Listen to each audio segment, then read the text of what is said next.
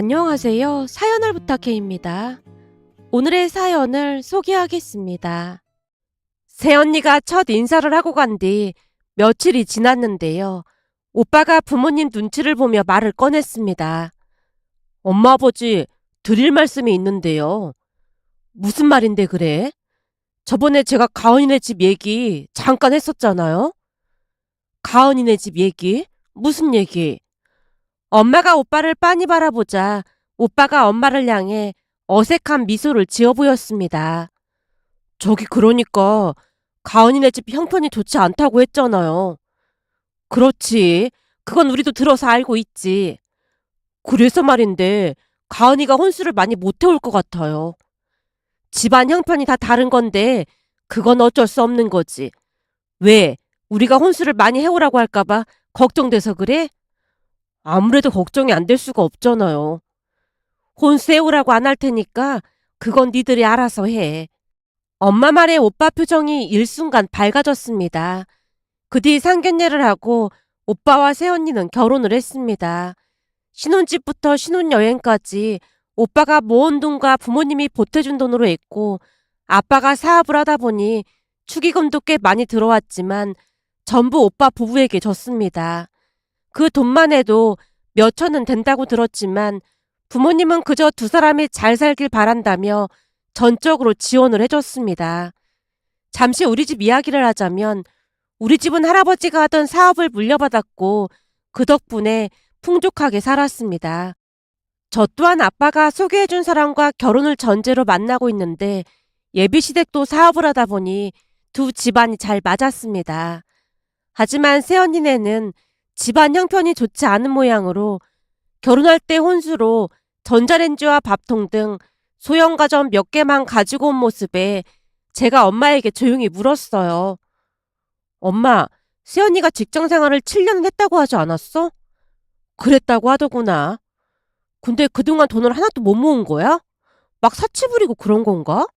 그런 건 아니고 직장 다니면서 성실하게 꽤 많이 모았는데 그동안 모은 돈을 친정에 전부 주고 왔다잖니. 아무래도 형편이 안 좋으니까 마음이 안 좋았던 모양이야. 그게 쉬운 일이 아닌데 대단하네. 그 말 들으니까 난 엄마 아빠한테 감사해야겠다. 그걸 이제야 알았어? 그러니까 앞으로 새언니한테도 잘해. 라며 엄마가 새언니 칭찬을 입이 닳도록 했습니다. 그 뒤에도 부모님은 오빠 부부에게 많은 지원을 해줬는데요. 사돈어르신 두 분 생신 때도 오빠에게 꽤 많은 돈을 쥐어주며 용돈을 드리라고 말을 하기도 했습니다. 우리가 드렸다는 말은 하지 말고 네가 용돈 드리는 것처럼 드려. 우리가 드렸다고 말하면 불편할 수도 있잖아. 알았어요. 엄마 정말 고마워요. 고맙긴 뭐가 고마워.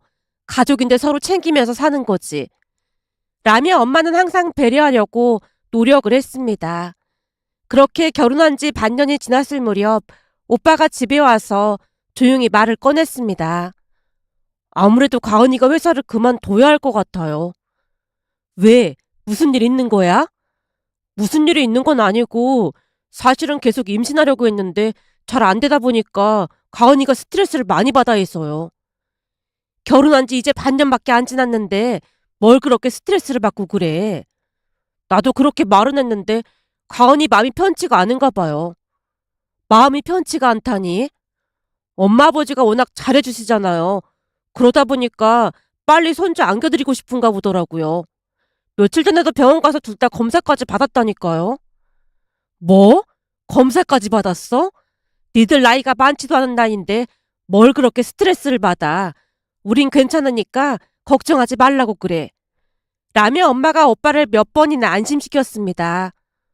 암튼 둘 다 문제 없다고 하니까 회사 그만두고 임신 준비하면 곧 될 것 같더라고요.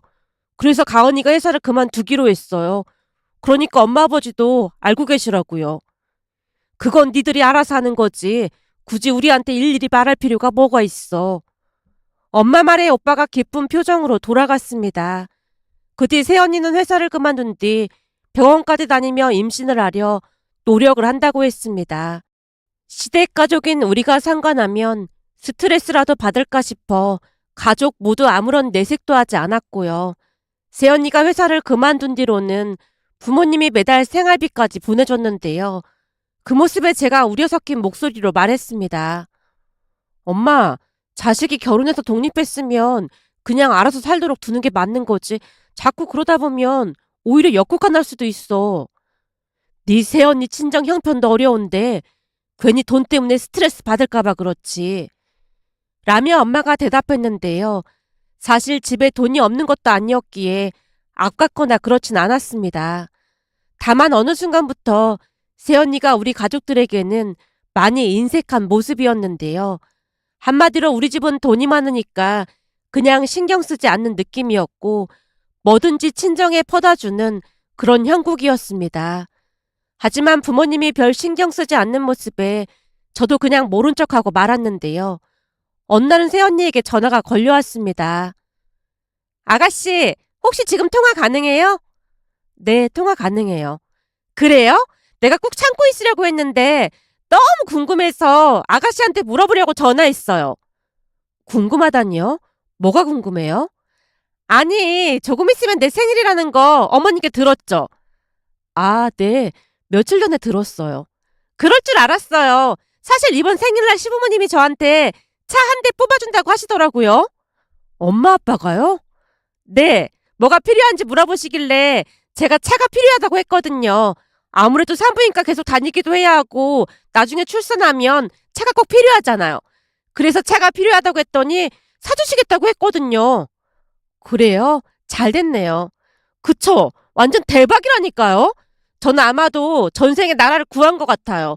사실 살면서 내내 돈 때문에 쪼들리고 살았는데 요즘은 돈 걱정 없이 사니까 너무 좋은 거 있죠? 그 일랑 아가씨는 부모님 잘 만나서 계속 이렇게 살았을 텐데 한편으론 너무 부럽고 제 신세가 처량하기도 하네요. 새언니가 침울한 목소리로 말하는 모습에 말문이 막히고 말았는데요. 곧 새언니가 다시 말을 이어갔습니다. 아가씨, 그래서 말인데 내 생일날 시부모님이 저한테 차 사준다고 했잖아요. 그리고 그이는 제 생일 선물로 시계 사주기로 했거든요. 근데 아가씨는 뭐 사줄 거예요? 하나뿐인 새언니인데 좋은 걸로 선물해 줄 거죠? 네? 선물이요? 설마 아가씨는 제 선물 준비 안 한 거예요? 아직 준비 안 했는데 차츰 생각해 보려고 했어요. 그래요? 그럼 제가 갖고 싶은 거 말해도 돼요? 이왕이면 제가 갖고 싶은 걸 선물로 받으면 좋잖아요. 아, 그럼 언니는 뭘 받고 싶은데요? 새언니가 마치 맡겨둔 걸 찾는 사람 마냥 너무나 당당하게 요구를 했기에 약간은 기분이 상한 채 물었습니다. 얼마 전에 제 친구가 명품백을 샀다고 막 자랑해서 배가 아팠거든요. 그래서 말인데 저도 그 명품백 사주면 안 돼요? 아가씨가 백 사주면 사진 찍어서 SNS에 올릴 생각이거든요. 그럼 사람들이 얼마나 부러워하겠어요? 네? 명품백이요? 네, 내가 지금 사진 보낼 테니까 한번 봐주세요. 그럼 전 아가씨가 백 선물하는 걸로 알고 있을게요. 저기 언니, 제가 새언니를 불렀지만 이미 전화가 끊어져 있었습니다. 그렇게 새언니가 보낸 사진을 확인해 보다가 놀라서 입이 벌어졌어요. 이게 뭐야? 설마 나한테 이렇게 비싼 걸 선물해 달라는 거야? 제가 큰 소리로 중얼거리고 있었는데요. 주방에 있던 엄마가 다가와 물었습니다. 왜? 무슨 일인데 그래? 아니, 곧 있으면 새언니 생일이잖아. 근데 엄마 아빠가 차 사주기로 했고 오빠는 시계를 사주겠다고 했다면서 새언니가 나한테도 선물을 사달라고 연락이 왔더라고. 뭐? 너한테도? 그럼 그냥 백화점에 가서 화장품이나 하나 사줘. 엄마가 대수롭지 않게 말하는 모습에 저도 모르게 짜증스레 말했습니다. 새언니가 나한테 받고 싶은 선물을 사진까지 보내왔다니까. 뭔 사진을 보내왔는데? 명품백 선물해달라고 사진까지 보내왔는데 백 하나에 몇백만 원짜리야. 엄마 아빠한테 차도 선물 받는다며. 근데 이건 좀 아니지 않아?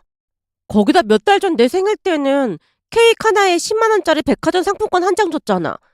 그러면서 나한테 어떻게 명품백을 바랄 수가 있어. 순간 욱하는 마음에 볼을 실룩거리며 격앙된 어조로 소리쳤는데요. 엄마 또한 기분이 좋지 않은 모양으로 긴 한숨을 내쉬었습니다. 엄마가 오빠한테 잘 말할 테니까 기분 풀어. 엄마가 보니까 네 새언니가 그동안 워낙 힘들게 살아서 갖고 싶은 것도 많고 그런 것 같아. 우리가 그 정도 해주면 언니도 뭔가 보답 같은 걸 해야 맞는 거 아니야? 사람이 어떻게 받기만 할 수가 있어. 내 생일은 그렇다고 쳐도 아빠 생신 때도 꼴랑 현금 20만 원 줘놓고는 어떻게 자기 생일날 차를 선물해달라는 말을 할 수가 있냔 말이야. 엄마, 그동안 내가 곰곰이 생각해봤는데 이건 아닌 것 같아. 며칠 전에는 새언니 인스타가 떠서 들어가 봤더니 온통 놀러다닌 사진만 잔뜩이야. 물론 그럴 수도 있겠다 이해하려고 했어. 그치만 사진에 보니까 사돈 어르신한테 명품백도 사주고는 남편 카드로 샀다고 막 자랑하고 있더라고. 그래서 내가 생활비 그만 보내라고 한 거야. 물론 친정이 어려우면 도와주는 게 맞지. 근데 우리 집에서 돈 받아다가 친정 부모님 명품백 사주고 그런 건 좀 아닌 것 같아. 그러니까 엄마도 잘 생각해. 그리고 난 새언니한테 명품백 못 사주니까 그렇게 알고 있어. 제가 잔뜩 격앙된 목소리로 말을 하자 엄마가 다시 긴 한숨을 내쉬었습니다. 그때까지만 해도 엄마는 많이 참고 인내하는 듯 해보였습니다. 그렇게 며칠 뒤 새언니 생일날이 됐고 한 식당에서 다 같이 식사를 했습니다. 오빠에게 이미 시계를 선물 받은 모양으로 새언니가 꽤 고가의 시계를 차고 있었고 자동차도 평소에 타고 싶다던 고급 세단을 예약까지 걸어둔 상태였어요. 그런 새언니가 신나서 떠들어댔습니다. 차가 빨리 나왔으면 좋겠어요. 시간이 좀 걸린다고 하더구나. 네, 알고 있어요. 근데 아가씨는 제 선물 사왔어요? 새언니가 너무나 뻔뻔하게 묻는 모습에 제가 백에서 봉투 하나를 꺼내 새언니에게 건넸더니 어리둥절한 표정으로 새언니가 물었어요.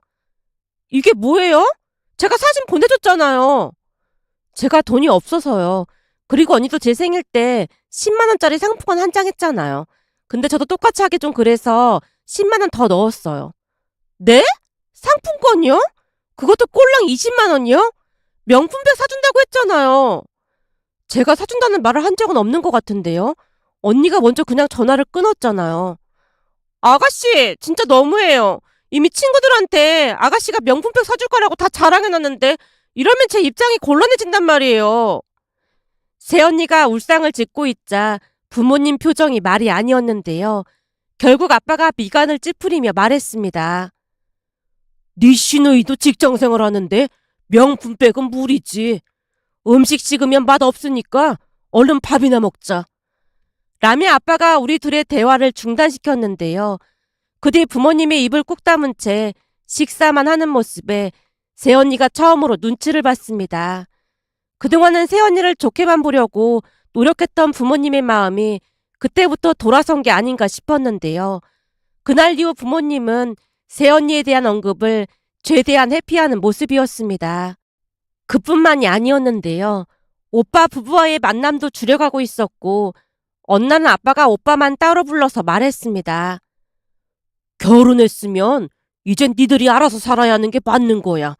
앞으로 생활비 보내는 것도 안 보낼 테니까 니들이 알아서 살도록 해.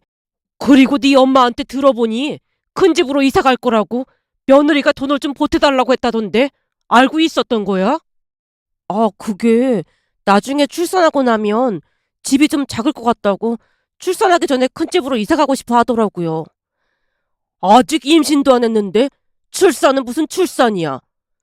노력하고 있으니까 이제 곧 생길 거예요.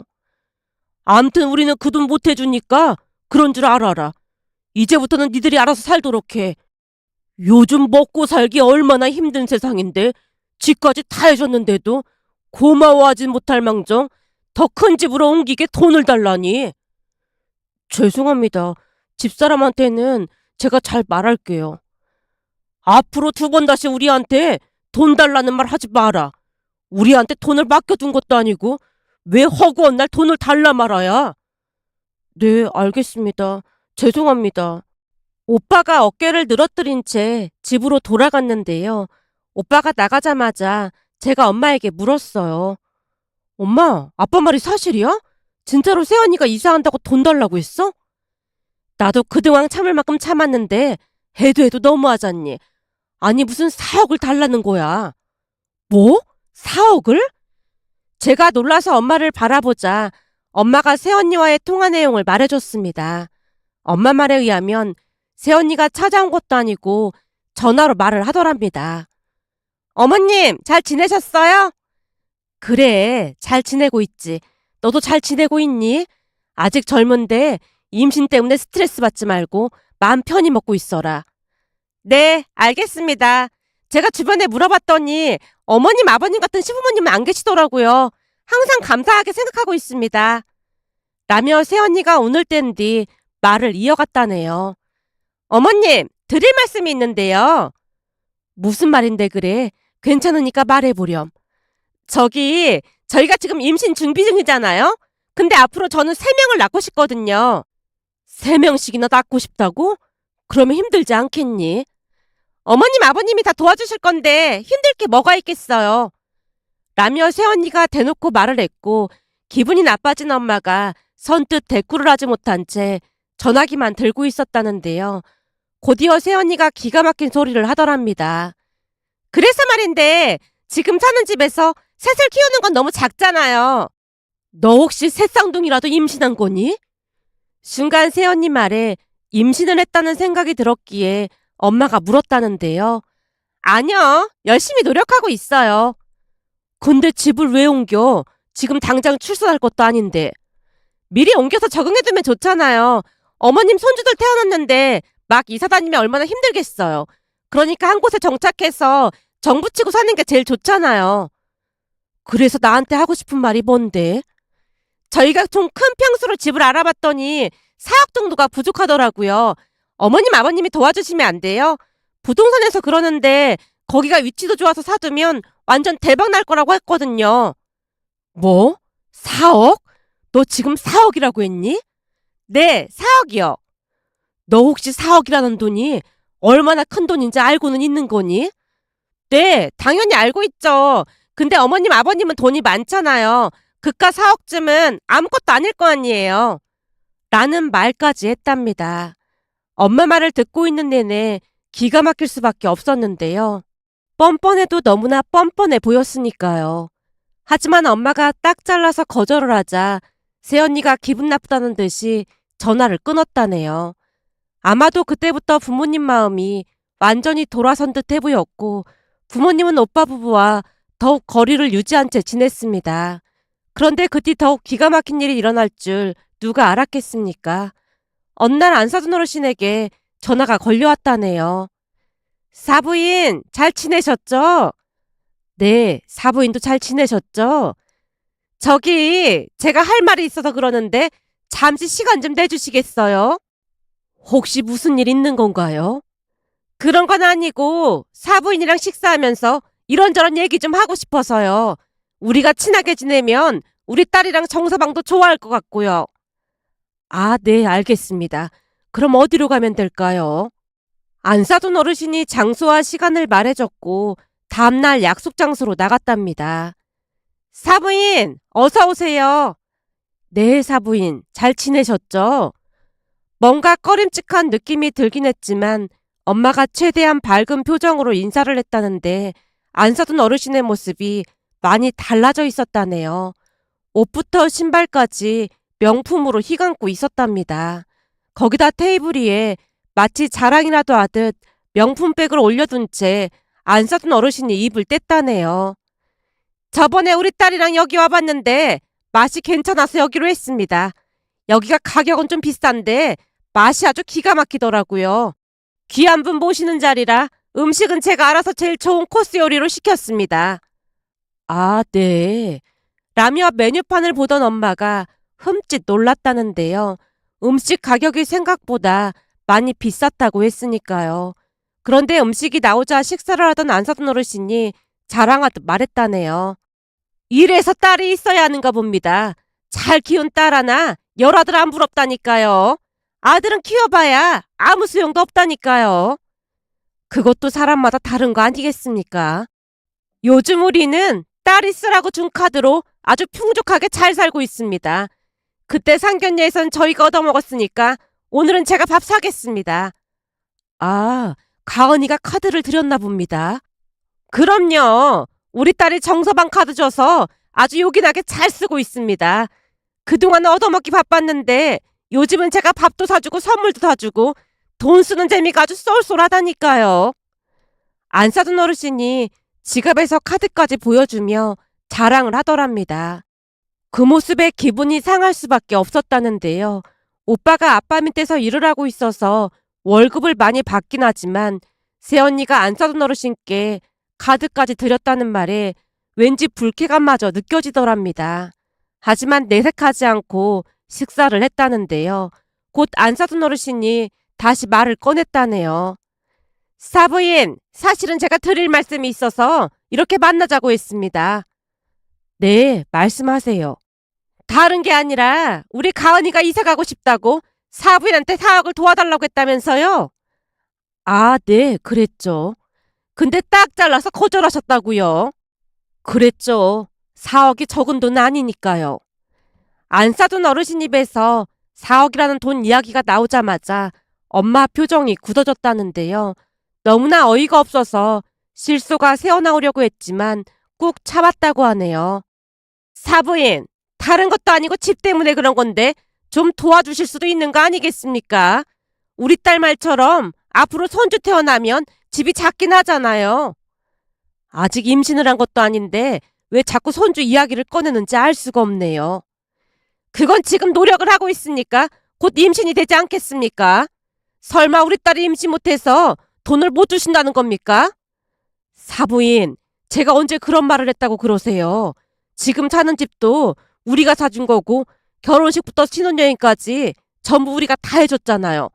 하물며 축의금도 아들 며느리한테 싹 다 줬는데 그 정도면 우리도 할 만큼 한 거 아니겠습니까? 그 부분은 우리도 감사하게 생각하고 있습니다. 다만 돈도 많은 분들이 아들 며느리한테 왜 그렇게 인색하게 구는 건지 이해가 안 돼서요. 우리는 돈이 있었음 자식들한테 아낌없이 해줬을 겁니다. 라며 안 사둔 어르신이 원망 섞인 목소리로 말을 하더랍니다. 그 말에 엄마가 다시 단호하게 말을 했다네요. 글쎄요. 우리가 아무리 여유가 있다고 해도 다 해줄 수는 없는 노릇 아니겠습니까? 거기다 사부인이랑 며느리 행동에 불쾌감을 감출 수가 없네요. 4억이 적은 돈도 아니고 어쩜 그렇게 아무렇지도 않게 말씀을 하시는 겁니까? 그동안 단 한 번도 목소리를 높인 적이 없던 엄마가 목소리까지 높여서 말을 하는 모습에 안 사둔 어르신이 움찔한 채 눈치를 보다가 다시 말을 꺼냈다네요. 사부인, 화내지 마시고 저는 그냥 앞으로 손주들이 태어날 텐데 손주들 편하게 살라고 그 정도는 해줄 수 있지 않나 싶어서 말씀드린 것 뿐입니다. 저희는 그럴 돈 없으니까 그런 줄 알고 계세요. 그럼 저는 그만 일어나 보겠습니다. 예? 식사는 하고 가셔야죠. 이 아까운 걸. 도무지 밥이 넘어가지 않을 것 같아서요. 그럼 식사 맛있게 하고 오세요. 엄마가 자리에서 일어났다는데요. 그 와중에도 안 사둔 어르신이 대충 인사를 하고는 홀로 남아서 식사를 하더랍니다.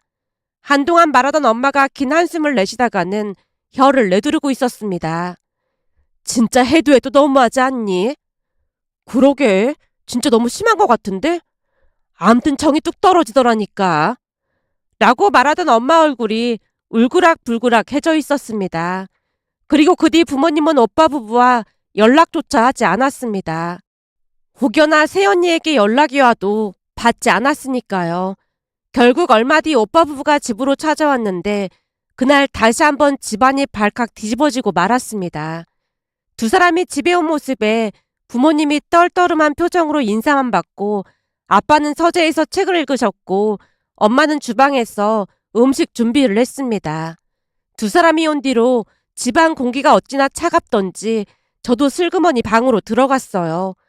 잠시 후 엄마가 거실에 상을 차리는 모습에 제가 도왔는데요. 새언니도 눈치가 보이긴 했던 모양으로 일어나서 도왔지만 엄마가 그냥 앉아있으라고 했습니다. 평소 우리 집은 식사를 할 때 TV를 켜지 않았고 가족끼리 대화를 하곤 했는데요. 그날은 아빠가 TV를 켜고 식사를 했습니다. 아마도 오빠 부부와 말을 섞고 싶지 않아서 그랬던 게 아닌가 싶었어요. 그런데 잠시 후 TV에서 기부 이야기가 나왔는데 새언니가 들으라는 듯이 말했어요. 잘 사는 사람들이 어려운 사람들 도와주는 건 당연한 거잖아요. 돈이 많으면 어려운 사람들 좀 도와주고 그래야 하는 건데 우리나라 사람들은 너무 이기적인 것 같아요. 미국 같은 나라는 기부하는 게 당연하다고 생각하는데 우리나라는 잘 사는 사람들이 너무 인색한 것 같더라고요. 물론 기부를 하면 좋긴 하겠지만 기부도 그 사람이 선택하는 거 아니겠니? 그걸로 기부하지 않는 사람들을 나쁘게 몰아가는 건 아닌 것 같구나.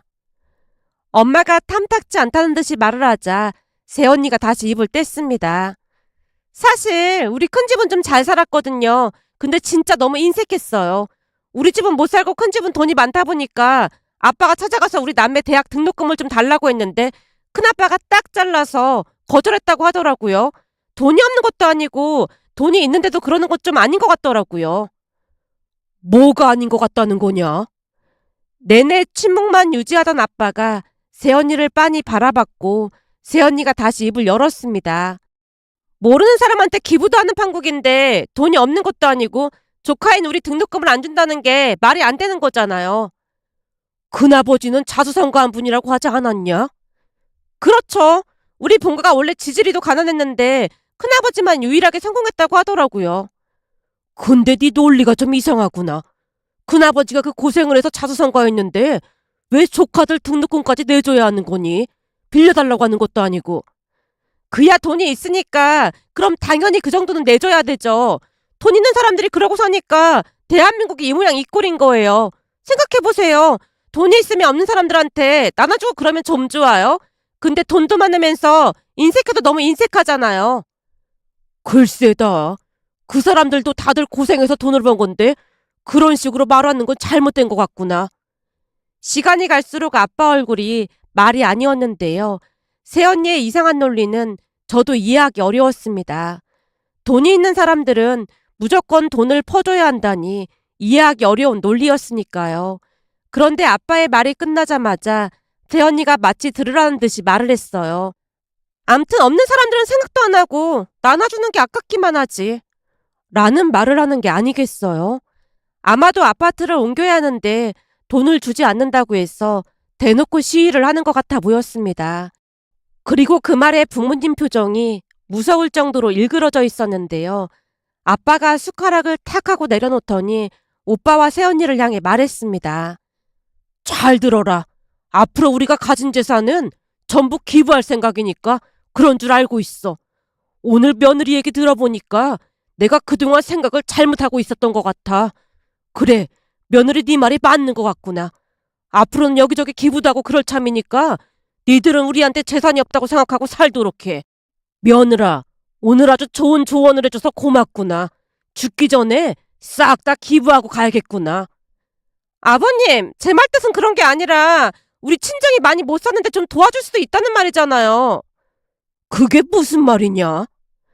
아빠가 새언니에게 묻자 새언니 입에서 충격적인 말이 터져 나왔습니다. 사실 지금 친정 부모님이 사시는 집이 전세인데 오래되고 너무 안 좋아서 우리가 큰 아파트로 이사 가면 거기서 같이 살 생각이었어요. 돈도 많으신데 좀 도와주시면 좋잖아요.